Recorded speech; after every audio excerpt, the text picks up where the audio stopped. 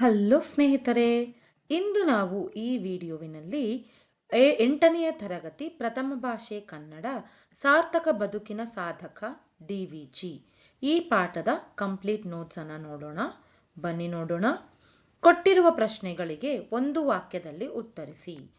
ಮೊದಲನೇ ಪ್ರಶ್ನೆ, DVG ಅವರ ಹುಟ್ಟೂರು ಯಾವುದು?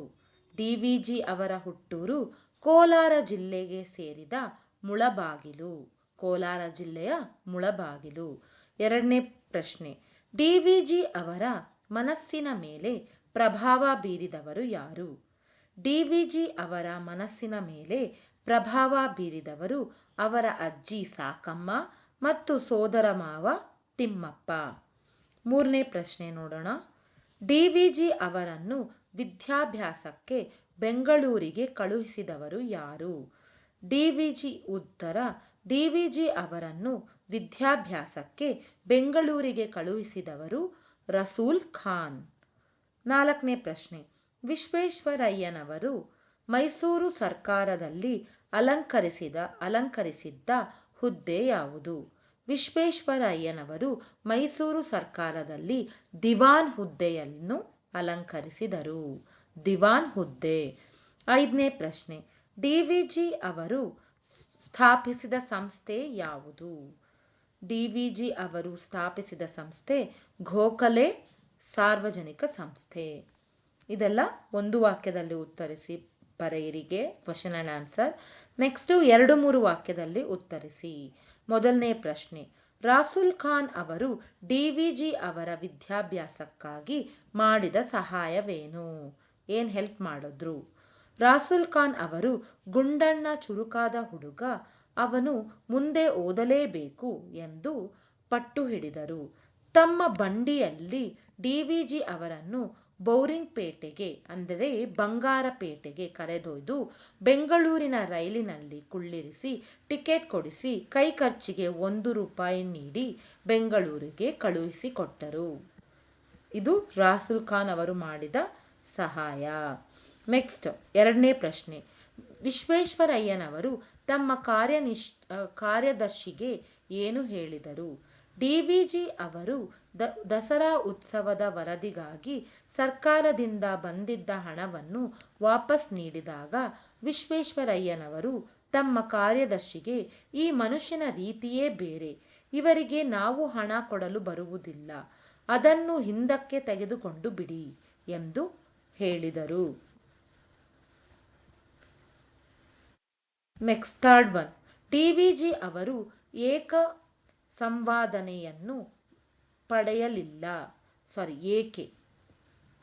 DVG ಅವರು ಏಕೆ ಸಂಭಾವನೆಯನ್ನು ಪಡೆಯಲಿಲ್ಲ?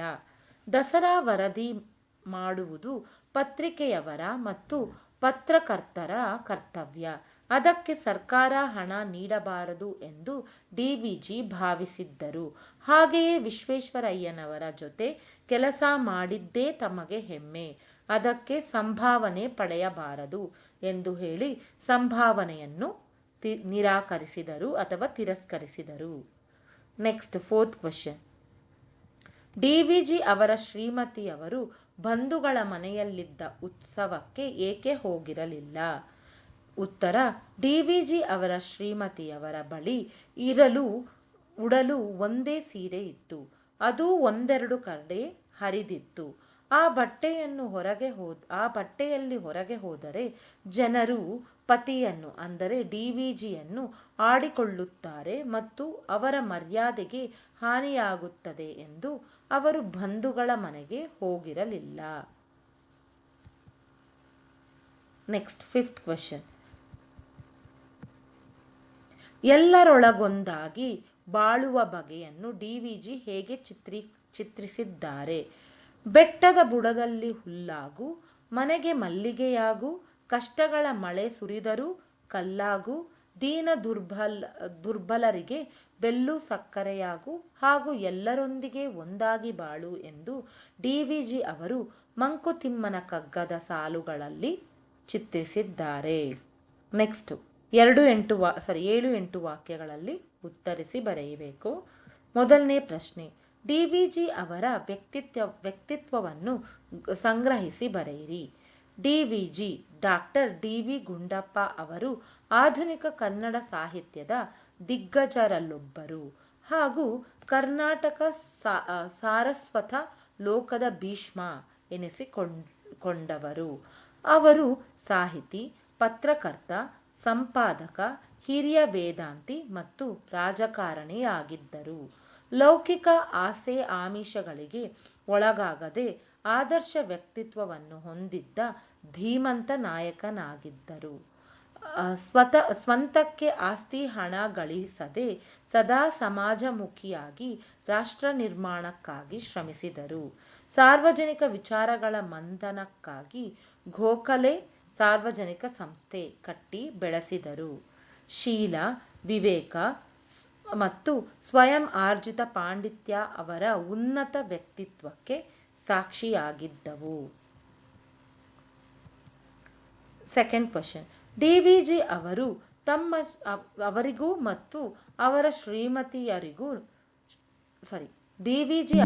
ಮತ್ತು ಅವರ ಶ್ರೀಮತಿಯವರಿಗೂ ನಡೆದ ಸಂಭಾಷಣೆಯನ್ನು ಬರೆಯಿರಿ. ಕಾನ್ವರ್ಸೇಷನ್ ಬರೀಬೇಕಾಗುತ್ತೆ. ಉತ್ತರ: ಡಿವಿಜಿ: ನೀನು ಉತ್ಸವಕ್ಕೆ ಹೋಗುವುದಿಲ್ಲವೇ? ಶ್ರೀಮತಿ: ಇಲ್ಲ. ಡಿವಿಜಿ: ಯಾಕೆ? ಶ್ರೀಮತಿ: ಮಕ್ಕಳನ್ನು ಕಳುಹಿಸಿದೆನಲ್ಲ. ಡಿವಿಜಿ: ಅದು ಸರಿ, ನೀನೂ ಹೋಗಬೇಕು. ಅವರು ನಮಗೆ ಬೇಕಾದವರು. ನೀನು ಹೋಗದಿದ್ದರೆ ಬೇಸರ ಪಡುವುದಿಲ್ಲವೇ? ಶ್ರೀಮತಿ: ಮನೆಯಲ್ಲಿ ಯಾರಾದರೂ ಇರಬೇಕಲ್ಲ. ಡಿವಿಜಿ: ನಾನು ಇರುತ್ತೇನೆ, ನೀನು ಹೋಗಿ ಬಾ. ಶ್ರೀಮತಿ ನಿಜ ಕಾರಣ ಹೇಳುತ್ತಾ: ನನ್ನ ಹತ್ತಿರ ಇರುವುದು ಇದೊಂದೇ ಸೀರೆ. ಇದು ಒಂದೆರಡು ಕಡೆ ಹರಿದಿದೆ. ನಾನು ಈ ಬಟ್ಟೆಯಲ್ಲಿ ಹೊರಗೆ ಕಾಣಿಸಿಕೊಂಡರೆ ಜನ ನಿಮ್ಮನ್ನು ಕುರಿತು ಆಡಿಕೊಳ್ಳುವುದಿಲ್ಲವೇ? ನಿಮ್ಮ ಮರ್ಯಾದೆಗೆ ಹಾನಿ ಬಾರದಂತೆ ನಡೆದುಕೊಳ್ಳುವುದು ನನ್ನ ಕರ್ತವ್ಯವಲ್ಲವೇ? ಇದು ಸಂಭಾಷಣೆ, ಅವರಿಬ್ಬರ ನಡುವೆ ನಡೆದ ಸಂಭಾಷಣೆ. ನೆಕ್ಸ್ಟು, ಸಂದರ್ಭ ಸಹಿತ ವಿವರಿಸಿ. ಏನ್ ಬಂದಿರಿ ಗುಂಡಪ್ಪ? ಆಯ್ಕೆ: ಈ ವಾಕ್ಯವನ್ನು ಎನ್.ಎಸ್. ಲಕ್ಷ್ಮೀನಾರಾಯಣ ಭಟ್ಟ ಅವರು ಬರೆದಿರುವ ಸಾರ್ಥಕ ಬದುಕಿನ ಸಾಧಕ ಡಿವಿಜಿ ಎಂಬ ಪಾಠದಿಂದ ಆರಿಸಲಾಗಿದೆ. ಸಂದರ್ಭ: ದಸರಾ ವರದಿಗಾಗಿ ಸರ್ಕಾರ ನೀಡಿದ ಸಂಭಾವನೆಯ ಹಣವನ್ನು ಹಿಡಿದುಕೊಂಡು ಡಿವಿಜಿ ಅವರು ದಿವಾನರಾದ ವಿಶ್ವೇಶ್ವರಯ್ಯನವರ ಬಳಿಗೆ ಹೋದಾಗ ವಿಶ್ವೇಶ್ವರಯ್ಯನವರು ಈ ಮಾತನ್ನು ಹೇಳಿದರು. ಸ್ವಾರಸ್ಯ: ಡಿವಿಜಿ ಅವರ ನೇರ ನಡೆ ಹಾಗೂ ವಿಶ್ವೇಶ್ವರಯ್ಯನವರ ಆಪ್ತ ಗೌರವದ ನಡವಳಿಕೆ ಇಲ್ಲಿ ಸ್ವಾರಸ್ಯಕರವಾಗಿ ಮೂಡಿಬಂದಿದೆ. ಎರಡನೇ ಪ್ರಶ್ನೆ: ನೀನು ಉತ್ಸವಕ್ಕೆ ಹೋಗುವುದಿಲ್ಲವೇ?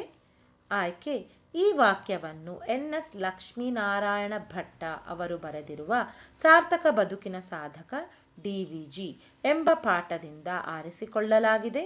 ಸಂದರ್ಭ: ಬಂಧುಗಳ ಮನೆಯಲ್ಲಿ ಉತ್ಸವ ನಡೆಯುತ್ತಿದ್ದರೂ ಆರತಿ ಅಕ್ಷತೆಯ ಹೊತ್ತಾದರೂ ಮನೆಗೆ ಹೊರಗಡೆ ಇದ್ದ ಪತ್ನಿಯನ್ನು ಕಂಡು ಡಿವಿಜಿ ಈ ಪ್ರಶ್ನೆ ಕೇಳಿದರು.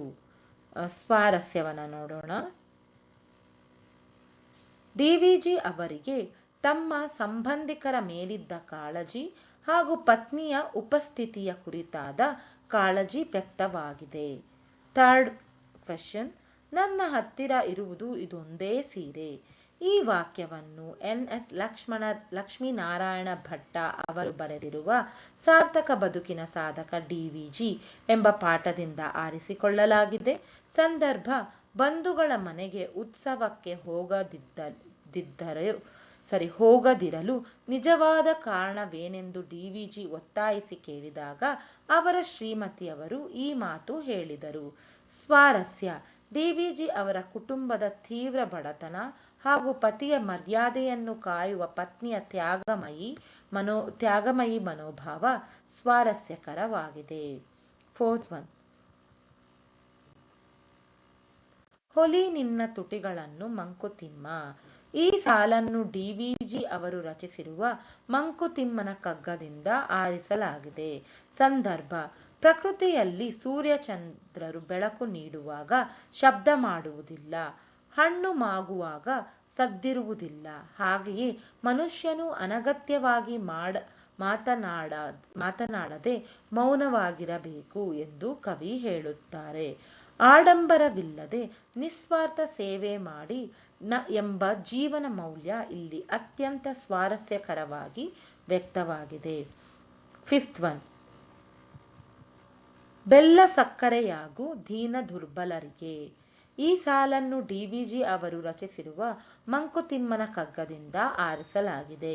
ಸಂದರ್ಭ: ಮನುಷ್ಯನು ಸಮಾಜದಲ್ಲಿ ಹೇಗೆ ಜೀವಿಸಬೇಕು ಎಂಬುದನ್ನು ಉಪದೇಶಿಸುವಾಗ ಕವಿ ಈ ಮಾತನ್ನು ಹೇಳಿದ್ದಾರೆ. ಸ್ವಾರಸ್ಯ: ಕಷ್ಟದಲ್ಲಿರುವ ದೀನರಿಗೆ, ದುರ್ಬಲರಿಗೆ ನಮ್ಮ ಜೀವನವು ಸಿಹಿಯನ್ನು ಅಂದರೆ ನರವನ್ನು ನೀಡುವಂತಿರಬೇಕು ಎಂಬ ಮಾನವೀಯ ಮೌಲ್ಯ ಸ್ವಾರಸ್ಯಕರವಾಗಿದೆ. ಬಿಟ್ಟ ಸ್ಥಳ ತುಂಬಿರಿ. ಮೈಸೂರು ರಾಜ್ಯದ ಪರಮೋಚ್ಚ ಅಧಿಕಾರಿ ಹಿಡಿದಿದ್ದವರು ಡ್ಯಾಶ್. ಉತ್ತರ: ಮಿರ್ಜಾ ಸಾಹೇಬರು. ಮಿರ್ಜರ ಕಾಲಕ್ಕೆ ಡಿ.ವಿ.ಜಿ. ದೊಡ್ಡ ಡ್ಯಾಶ್ ಎಂದು ವಿದ್ಯಾವಂತರ ವಲಯದಲ್ಲಿ ಹೆಸರಾಗಿದ್ದರು. ದೊಡ್ಡ ಮೇಧಾವಿ. ಮುಳಬಾಗಿಲು ಡ್ಯಾಶ್ ಜಿಲ್ಲೆಗೆ ಸೇರಿದೆ. ಕೋಲಾರ. ಉತ್ತರ: ಕೋಲಾರ. Fourth question. ಡಿ.ವಿ.ಜಿ. ಅವರು ಮುಳಬಾಗಿಲಿನ ಡ್ಯಾಶ್ ಶಾಲೆಯಲ್ಲಿ ಲೋವರ್ ಸೆಕೆಂಡರಿ ಪೂರ್ತಿಗೊಳಿಸಿದರು. ಯಾವ ಶಾಲೆ? ಆಂಗ್ಲೋ ವರ್ನಾಕ್ಯುಲರ್ ಶಾಲೆ. ನೆಕ್ಸ್ಟ್, ಡಿ.ವಿ.ಜಿ. ಅವರು ಕನ್ನಡ ಸಾರಸ್ವತ ಲೋಕದ ಡ್ಯಾಶ್ ಎಂದು ಕರೆಸಿಕೊಂಡರು. ಭೀಷ್ಮ. ನೆಕ್ಸ್ಟ್, ವ್ಯಾಕರಣಾಂಶ ಮತ್ತು ಭಾಷಾಭ್ಯಾಸವನ್ನು ನೋಡೋಣ. ನಾಮಪದ ಎಂದರೇನು? ನಾಮಪದ ಅಂದ್ರೇನು? ಒಂದು ವಸ್ತು, ಒಬ್ಬ ವ್ಯಕ್ತಿ, ಒಂದು ಸ್ಥಳದ ಹೆಸರನ್ನು ಅಥವಾ ಗುಣ, ಸ್ವಭಾವ, ಸಂಖ್ಯೆ, ಅಳತೆ ಇತ್ಯಾದಿಗಳನ್ನು ಸೂಚಿಸುವ ಪದವೇ ನಾಮಪದ. ಇಂಗ್ಲಿಷ್ನಲ್ಲಿ ನಾವು ನೌನ್ ಅಂತ ಕರಿತೀವಿ. ಭಾವನಾಮ ಎಂದರೇನು? ವಸ್ತುಗಳ ಮತ್ತು ಕ್ರಿಯೆಯ ಭಾವವನ್ನು ಅಂದರೆ ಇರುವಿಕೆ ಅಥವಾ ಸ್ಥಿತಿಯನ್ನು ತಿಳಿಸುವ ಶಬ್ದಗಳನ್ನು ಭಾವನಾಮ ಎನ್ನುತ್ತಾರೆ. ಸರ್ವನಾಮ ಎಂದರೇನು? ಪ್ರನೌನ್. ವಿಧಗಳು ಯಾವುವು? ನಾಮಪದದ ಬದಲಾಗಿ ಬಳಸುವ ಪದಗಳನ್ನು ಸರ್ವನಾಮ ಎನ್ನುತ್ತೇವೆ. ಸರ್ವನಾಮದಲ್ಲಿ 3 ವಿಧ ಇದೆ. ಯಾವುದು? ಪುರುಷಾರ್ಥಕ ಸರ್ವನಾಮ, ಆತ್ಮಾರ್ಥಕ ಸರ್ವನಾಮ ಮತ್ತು ಪ್ರಶ್ನಾರ್ಥಕ ಸರ್ವನಾಮ. 3 ಟೈಪ್ಸ್ ಇದೆ. ಮೊದಲನೇದಾಗಿ ಪುರುಷಾರ್ಥಕ ಸರ್ವನಾಮದಲ್ಲಿ ಎಷ್ಟು ವಿಧ? ಪುರುಷಾರ್ಥಕ ಸರ್ವನಾಮದಲ್ಲಿ ಮತ್ತೆ 3 ವಿಧ: ಉತ್ತಮ ಪುರುಷ, ಮಧ್ಯಮ ಪುರುಷ ಮತ್ತು ಪ್ರಥಮ ಪುರುಷ. 3 ಪುರುಷಾರ್ಥಕ ಸರ್ವನಾಮ. ಓಕೆನಾ? ವಾಕ್ಯದಲ್ಲಿರುವ ನಾಮಪದವನ್ನು ನಾವು ಬರಿಬೇಕಾಗುತ್ತೆ. ವಾಕ್ಯ ಕೊಟ್ಟಿರ್ತಾರೆ, ಅದ್ರ ನಾಮಪದ ಬರಿಬೇಕು. ಡಿ.ವಿ.ಜಿ. ನಾಮಪದ ಅಂದ್ರೇನು? ನೌನ್. ಡಿ.ವಿ.ಜಿ. ಅವರ ಊರು ಮುಳಬಾಗಿಲು. ಇದರಲ್ಲಿ ನಾಮಪದ ಯಾವುದು? ಡಿ.ವಿ.ಜಿ. ಮತ್ತು ಊರು ಅನ್ನೋದು ನಾಮಪದ ಮತ್ತು ಮುಳಬಾಗಿಲು ಅನ್ನೋದು ನಾಮಪದ. 3 ನಾಮಪದವಾಗಿದೆ. Next question. ಬೆಂಗಳೂರಿನ ರೈಲಿನಲ್ಲಿ ಕೂರಿಸುತ್ತೇನೆ. ಇದರಲ್ಲಿ ನಾಮಪದ ಯಾವುದು? ಬೆಂಗಳೂರು ಮತ್ತು ರೈಲು. Next one. ವಿಶ್ವೇಶ್ವರಯ್ಯನವರು ದಿವಾನರಾಗಿದ್ದ ಕಾಲವದು. ಇದರಲ್ಲಿ ನಾಮಪದ ವಿಶ್ವೇಶ್ವರಯ್ಯ, ದಿವಾನ, ಕಾಲ. Fourth one. ಡಿ.ವಿ.ಜಿ. ಅವರ ಬಂಧುಗಳ ಮನೆಯಲ್ಲಿ ಒಂದು ಉತ್ಸವವು ನಡೆಯಿತು. ಇದರಲ್ಲಿ ನಾಮಪದ ಯಾವುದು ಅಂದರೆ ಡಿ.ವಿ.ಜಿ., ಬಂಧು, ಮನೆ, ಉತ್ಸವ. ಈ 4 ನಾಮಪದವಾಗುತ್ತದೆ. ನೆಕ್ಸ್ಟ್, ವಿಭಕ್ತಿ ಪ್ರತ್ಯಯ. ಈ ಪಾಠದಲ್ಲಿ ಬರುವ ವಿಭಕ್ತಿ ಪ್ರತ್ಯಯವನ್ನು ನೋಡೋಣ. ದಿವಾನರನ್ನು, ದಿವಾನರು ಪ್ಲಸ್ ಅನ್ನು. ಅನ್ನು ಅಂದರೆ ಅದು ದ್ವಿತೀಯ ವಿಭಕ್ತಿ. ದಿನದಿನದ, ದಿನದಿನ ಪ್ಲಸ್ ಆ ಬಂದರೆ ಷಷ್ಠಿ ವಿಭಕ್ತಿ. ಡಿ.ವಿ.ಜಿಗೆ, ಡಿ.ವಿ.ಜಿ ಪ್ಲಸ್ ಗೆ, ಡಿ.ವಿ.ಜಿಗೆ ಚತುರ್ಥಿ ವಿಭಕ್ತಿ. ಬಲದಿಂದ, ಬಲ ಪ್ಲಸ್ ಇಂದ, ಬಲದಿಂದ ತೃತೀಯ ವಿಭಕ್ತಿ. ಇಂದ ಬಂದರೆ ಅದು ತೃತೀಯ ವಿಭಕ್ತಿ. ವಲಯವನ್ನು, ವಲಯ ಪ್ಲಸ್ ಅನ್ನು, ವಲಯದಲ್ಲಿ, ವಲಯ ಪ್ಲಸ್ ಅಲ್ಲಿ, ವಲಯದಲ್ಲಿ ಸಪ್ತಮಿ ವಿಭಕ್ತಿ. ಮಂಕುತಿಮ್ಮನ, ಮಂಕುತಿಮ್ಮ ಪ್ಲಸ್ ಮಂಕುತಿಮ್ಮನ ಷಷ್ಠಿ ವಿಭಕ್ತಿ. ಬಂದರೆ ಷಷ್ಠಿ ವಿಭಕ್ತಿ. ನೆಕ್ಸ್ಟ್, ಶಿಕ್ಷಣವನ್ನು, ಶಿಕ್ಷಣ ಪ್ಲಸ್ ಅನ್ನು, ಶಿಕ್ಷಣವನ್ನು ದ್ವಿತೀಯ ವಿಭಕ್ತಿ. ಓದಿಗೆ, ಓದು ಪ್ಲಸ್ ಇಗೆ ಅಥವಾ ಗೆ ಚತುರ್ಥಿ ವಿಭಕ್ತಿ. ಸಹಾಯಕ್ಕೆ, ಸಹಾಯ ಪ್ಲಸ್ ಕೆ, ಸಹಾಯಕ್ಕೆ ಮತ್ತೆ ಚತುರ್ಥಿ ವಿಭಕ್ತಿ. ಬಂಡಿಯಲ್ಲಿ, ಬಂಡಿ ಪ್ಲಸ್ ಅಲ್ಲಿ ಅಥವಾ ನಲ್ಲಿ ಸಪ್ತಮಿ ವಿಭಕ್ತಿ. ದಯೆಯಿಂದ, ದಯೆ ಪ್ಲಸ್ ಇಂದ, ದಯೆಯಿಂದ ತೃತೀಯ ವಿಭಕ್ತಿ. ನೆಕ್ಸ್ಟು ರಸುಲ್ ಖಾನನ, ರಸುಲ್ ಖಾನ್ ಪ್ಲಸ್ ಆ ಷಷ್ಠಿ ವಿಭಕ್ತಿ. ಈ ಪಾಠದಲ್ಲಿ ಬರುವ ಸರ್ವನಾಮವನ್ನು ಬರೀಬೇಕು. ಸರ್ವನಾಮ ಅಂದರೆ ಪ್ರಣವ್. ಇದರಲ್ಲಿ ಯಾವ್ದ್ಯಾವ್ದು ಬಂದಿದೆ? ಅವರು, ತಮಗೆ, ಇವರು, ನಾನು, ನೀನು, ನೀವು, ನನ್ನ, ಅದಕ್ಕೆ, ಇದು, ತಮ್ಮ, ಇವು, ಯಾರಾದರೂ, ಇವೆಲ್ಲ ಸರ್ವನಾಮ. ಈ ವಿಡಿಯೋ ನಿಮಗೆ ಇಷ್ಟ ಆಗಿದೆ ಅಂತ ಅಂದ್ಕೊತೀನಿ. ಈ ವಿಡಿಯೋ ನಿಮಗೆ ಇಷ್ಟ ಆಗಿದ್ದರೆ ನಮ್ಮ ಚಾನಲ್ನ ಲೈಕ್ ಮಾಡಿ, ಶೇರ್ ಮಾಡಿ, ಸಬ್ಸ್ಕ್ರೈಬ್ ಮಾಡಿ. ಧನ್ಯವಾದಗಳು. ಮತ್ತೆ ಭೇಟಿಯಾಗೋಣ.